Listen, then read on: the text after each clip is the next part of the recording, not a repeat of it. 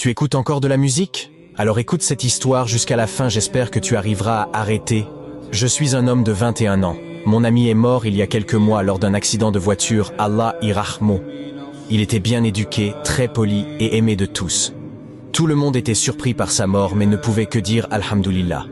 Quelques semaines après l'incident, j'ai commencé à faire des cauchemars dans lesquels il était torturé. Je me réveillais toutes les nuits, terrifié de ce que je voyais lors de ces cauchemars. Je ne croyais pas et ne comprenais pas ce qui lui arrivait. Je jure qu'Allah en soit témoin. Personne n'avait jamais vu aucun mal émaner de lui.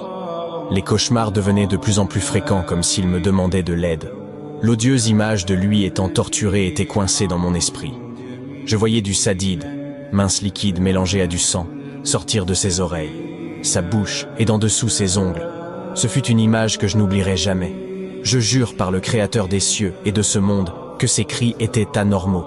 J'ai alors commencé à faire des sadagas jariya en son nom, puis des duas lors de l'appel à la prière. Mais quoi que je faisais, ces rêves persistaient. Je détestais dormir et j'ai alors abandonné le sommeil. Je pouvais rien faire à part des invocations. 2 jours plus tard, je fis un rêve dans lequel 2 personnes dotées de grands corps le traînaient et versaient du sadide dans son oreille. Ils versèrent alors du fer fondu dans son oreille pendant qu'il criait. On ressentait la douleur dans sa voix. J'ai finalement pu lui parler durant un de mes rêves. Et il lui demanda « Pourquoi s'en prennent-ils à toi alors que tu respectais tes parents et accomplissais tes prières? Quel type de péché as-tu commis ?» Il me répondit alors « La musique, mon frère, la musique. Après ma mort et ma mise dans la tombe, par Allah, j'ai été torturé.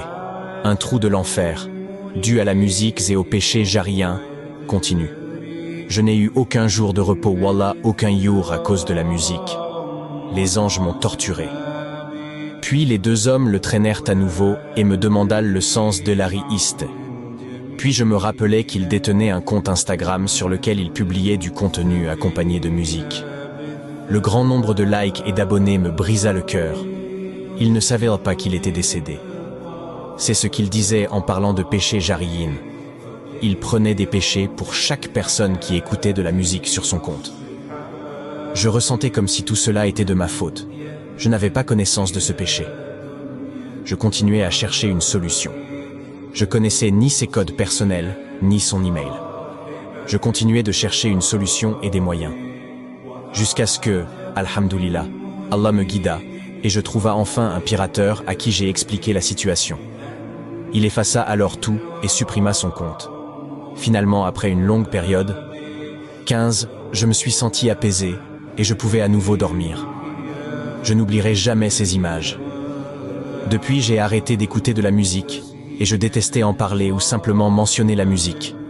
Cela montra tout simplement que ce monde n'est qu'un test, de la part d'Allah à ses serviteurs, et Allah m'a guidé vers toi.